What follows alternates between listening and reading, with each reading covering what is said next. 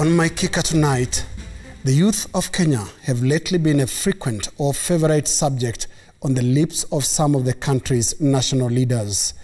Indeed, youth is a subject that appears to deepen the rift between President Uhuru Kenyatta and his deputy, William Ruto. The two leaders have recently been seen to roll out rival programs to endear themselves to the Kenyan youth. And now, they also seem to differ on their approach, with President Kenyatta warning that if not handled well, the subject of the youth can turn explosive. We have a youth bulge that, if not properly handled, can be a time bomb that can blow this country to pieces.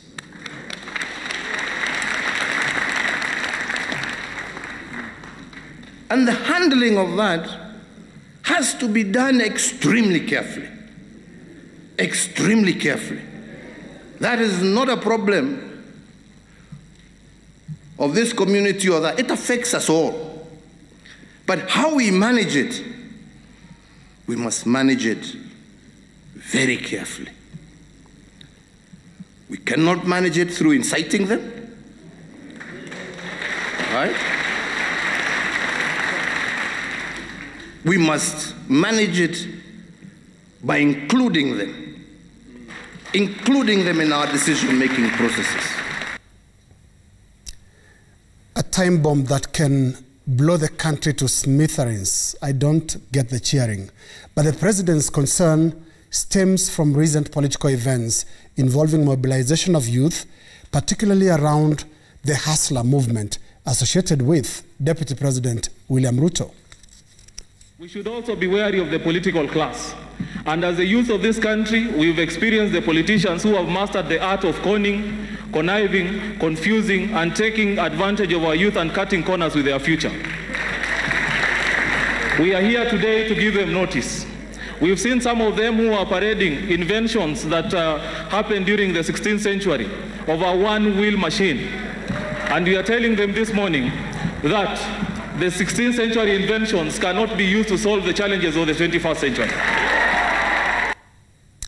Youth was a big subject at the launch of the BBI report on Monday, but all pronouncements fell short in providing a real solution to the youth problem. They fall short for two reasons, in my view. First, they are not genuine, as they are motivated by the political interests of the different players. Secondly, some of the initiatives are short-term, as they are aimed at serving purposes around either the president's legacy or the deputy president's 2022 ambitions. When the intentions of engaging the youth are neither genuine nor long-term, then the president and his deputy should rightfully consider Kenyan youth the human equivalent of matchsticks. According to the 2019 census, 75% of the Kenyan population is made up of young people below the age of 35 years. With such numbers, this is Kenya's most consequential bloc in whatever aspect, whether political, economic, or social. What this bloc of the youth needs from the country's political elite should be simplified as follows. First, the youth need empowerment and not gifts or handouts. Secondly, the political elite should be genuine in their engagement of the youth and see the youth for their true worth as custodians of the country's future. They are not just numbers for political rallies and votes. The natural human cycle that governs the role of age will one day hand over the country to the youth, whether the aging political elite wills it or not. Thirdly, the quality of our youth will determine the quality of the future of our nationhood. This is why, to paraphrase President Kenyatta, the youth must be handled delicately as they are about the future of our country.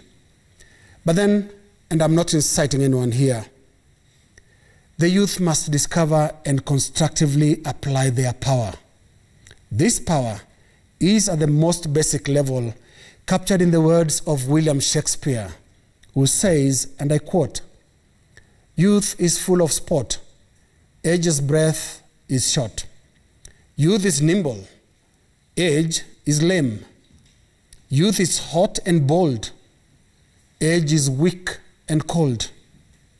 Youth is wild, age is tame." End of quote, and that is my kicker.